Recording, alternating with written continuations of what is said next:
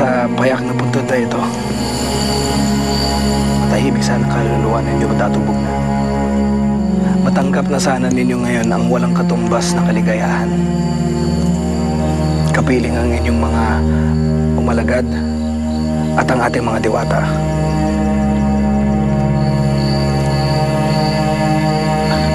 Sana tayo paroroon ngayon, Ginoo. Nagawa kong makita ang aking binuhon. Maging si Amaya. Babalik tayo sa puod ng aking ama.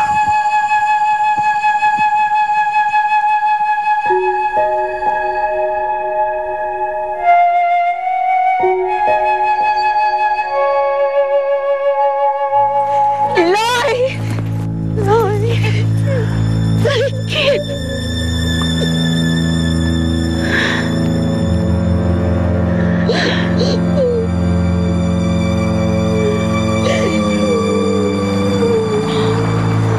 Sabihin mo kay Raha Manggubat, maraming salamat.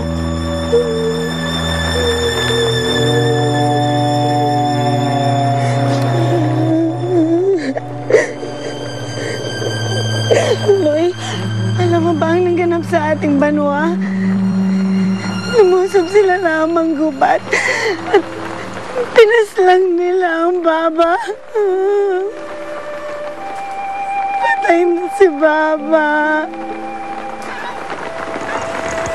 Patay na ang iyong baba.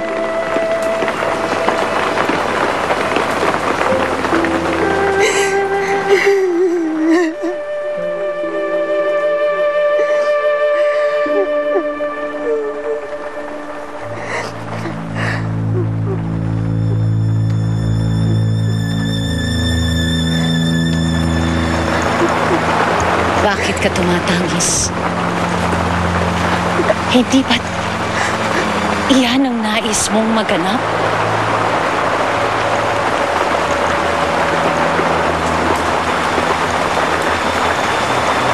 Ang mamatay si Bugna.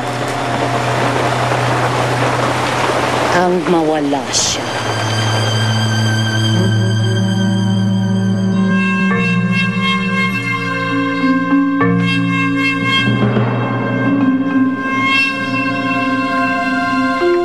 Dito kayo titigil hanggat wala pang pagpapasya sa magiging kapalaran nyo.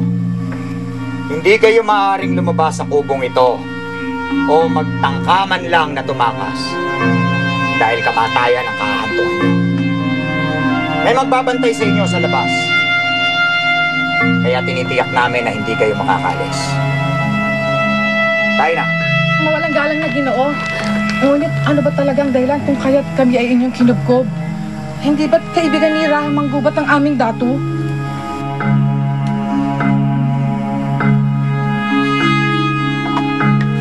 Noon yun.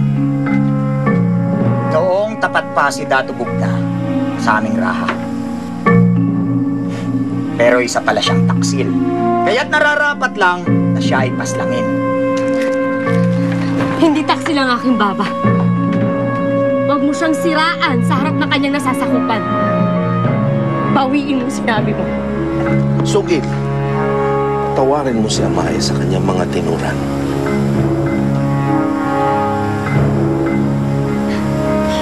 Sinabi ng bawiin mo yung bayan at humingi ka ng tawad sa paglapastangan mo sa ngalan ng baba ko! Huwag mo akong utusan. Bye. Ang lahat ng mga katagang sinambit ko ay totoo. Ang iyong taksil na ama ay naglayong pabagsakin ng aking Raha, kaya't nararapat lamang na siya ay paslangin. Bawiin mo sila! Ang kanyang sariling asawa ang nagsuplong sa aming Raha. Kaya wala kaming alinlangan na ang iyong ama ay hindi tapat.